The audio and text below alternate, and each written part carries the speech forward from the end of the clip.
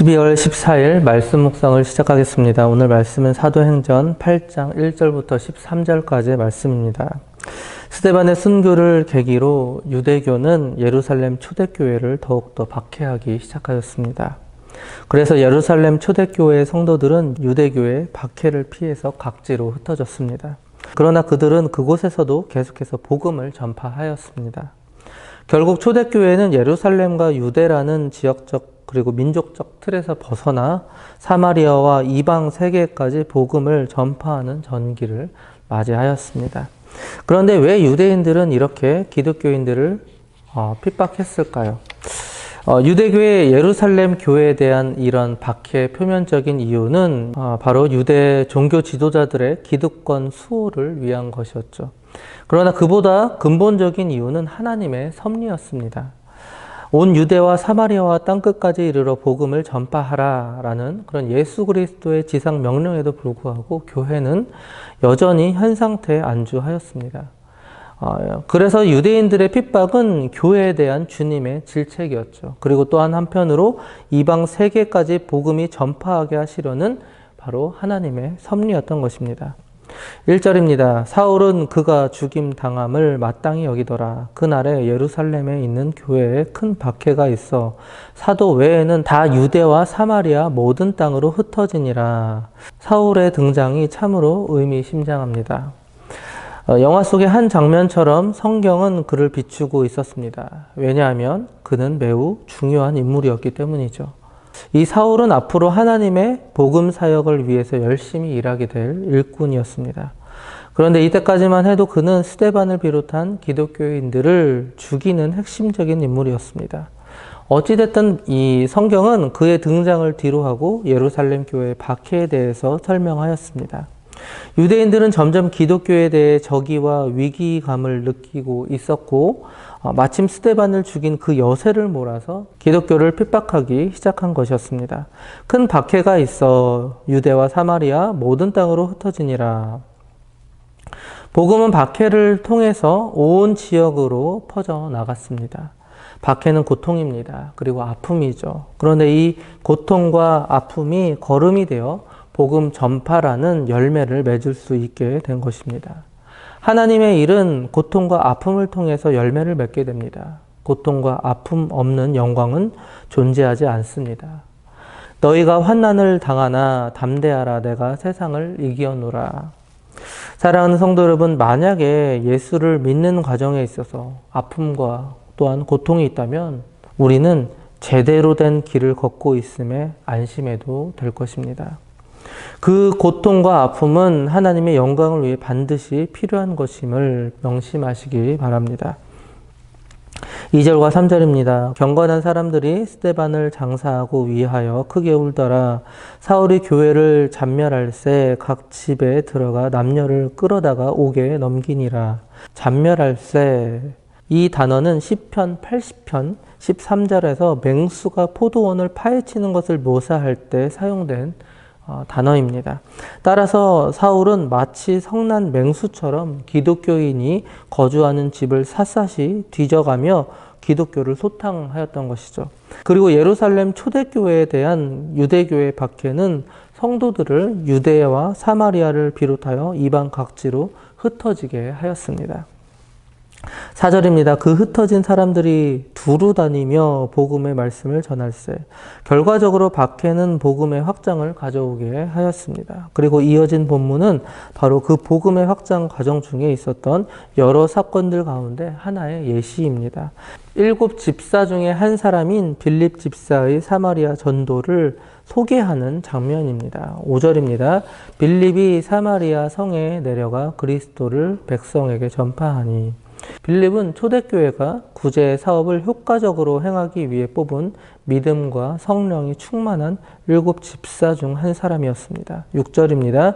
무리가 빌립의 말도 듣고 행하는 표적도 보고 한 마음으로 그가 하는 말을 따르더라.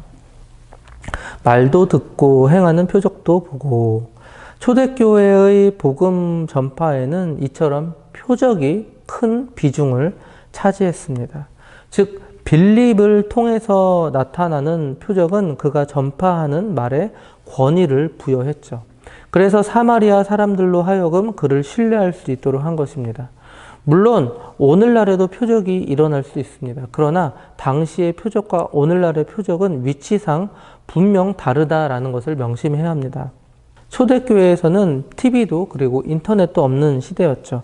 출처도 모르는 사람이 와서 복음을 전할 때에 그 복음의 권위를 뒷받침해 줄 수 있는 것이 바로 표적이었습니다. 그러나 오늘날에는 복음의 진리가 성경에 다 기록되어 있기에 더 이상 표적에 의존하지 않고도 말씀을 전파할 수 있죠. 그리고 성경 66권에 대한 권위를 세상 모든 사람들이 다 알고 있습니다. 그래서 과거의 표적과 오늘날의 표적의 위치를 우리는 좀 다르게 봐야 할 것입니다.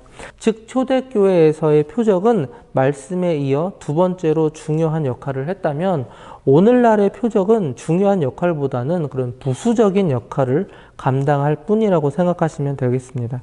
그렇기 때문에 우리는 절대로 눈에 보이는 기사와 표적에만 의존하면 안 된다라는 것이죠. 7절입니다.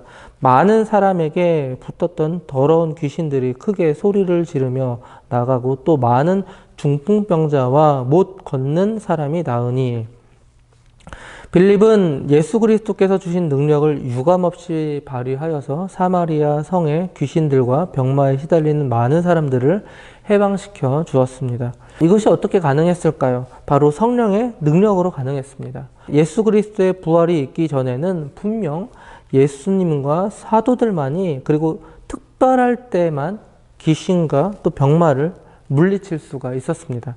그러나 예수님 승천한 이후 그가 보내주신 성령님께서 그를 믿는 자들에게 임재하신 이후에 이처럼 성령 충만한 자들은 모두 그러한 기사와 표적을 능히 나타낼 수 있었던 것이죠. 8절입니다. 그 성에 큰 기쁨이 있더라. 기쁨은 바로 복음의 궁극적인 목적입니다. 그리고 빌립의 이 사마리아 선교가 매우 성공적이었다라는 것을 나타내죠. 사마리아 지역은 유대인과 이방인 사이에 태어난 혼혈인들이 주로 살고 있었습니다. 따라서 그들은 전통을 중시하는 이 유대인들로부터 멸시를 받았을 뿐만 아니라 예루살렘 성전에서도 제사를 할 수가 없었죠. 이러한 까닭으로 그들은 물론 하나님을 섬기긴 했지만 전통적인 예배 의식에서 점점 멀어질 수밖에 없었죠. 그리고 이방 숭배와 혼합된 형태를 취할 수밖에 없었습니다. 이러한 상황 속에서 빌립이 참 진리인 그리스도 복음을 전파했을 뿐만 아니라 병자를 고쳐준 사실은 사마리아인들에게 큰 기쁨을 안겨줄 수밖에 없었습니다. 한편 이 사건은 그리스도의 승천 이전에 예루살렘과 온 유대와 사마리아와 땅끝까지 이르러 내 증인이 되리라 라는 그런 지상 명령에 따라 복음이 점차 확산되어 가고 있음을 보여줍니다. 이처럼 빌립의 활동 내용과 그 결과에 대한 구체적인 사례가 바로 시몬이라는 인물이었습니다. 9절과 10절입니다. 그 성에 시몬이라 하는 사람이 전부터 있어 마술을 행하여 사마리아 백성을 놀라게 하며 자칭 큰 자라 하니 낮은 사람부터 높은 사람까지 다 따르며 이르되 이 사람은 크다 일컫는 하나님의 능력이라 하더라. 시몬은 자신을 가리켜 큰 자라고 언급하였습니다. 그리고 이 별명은 다른 사람들이 지어준 것으로 하나님의 능력이라는 뜻이었죠. 즉 하나님의 이름으로 마술을 행하면서 사람들을 미혹시킨 자였습니다. 낮은 사람부터 높은 사람까지 다 따르며 즉 마술사 시몬은 모든 계층에 영향력을 행사하였습니다. 하지만 빌립을 통해 나타난 하나님의 능력은 시몬의 능력을 훨씬 능가하였죠. 그래서 시몬과 그의 추종자들을 압도함으로 인하여서 사마리아 사람들이 하나님께로 돌아올 수 있었습니다. 11절입니다. 오랫동안 그 마술에 놀랐으므로 그들이 따르더니 청중들이 시몬을 따르게 된 큰 동기가 시몬이 행한 마술 때문이었음을 다시 한번 언급해주고 있죠. 그리고 그 마술의 영향은 하루 이틀 정도의 영향이 아니라 오랫동안 지속되었음을 강조합니다. 이와 같이 빌립의 선교 현장이 시몬의 마술 행위로 모든 사람들이 사로잡혀 있는 그런 열악한 환경이었음을 말해주죠. 그러나 빌립은 시몬까지 예수를 믿게 하여서 전도가 상대적으로 매우 성공적이었음을 보여줍니다. 마지막 12절, 13절입니다. 빌립이 하나님 나라와 및 예수 그리스도의 이름에 관하여 전도함을 그들이 믿고 남녀가 다 세례를 받으니 시몬도 믿고 세례를 받은 후에 전심으로 빌립을 따라다니며 그 나타나는 표적과 큰 능력을 보고 놀라니라. 물론 시몬의 회개가 진실했느냐 하는 데에는 의문의 여지가 있죠. 왜냐하면 그는 성령의 능력마저도 돈으로 사려고 했기 때문입니다.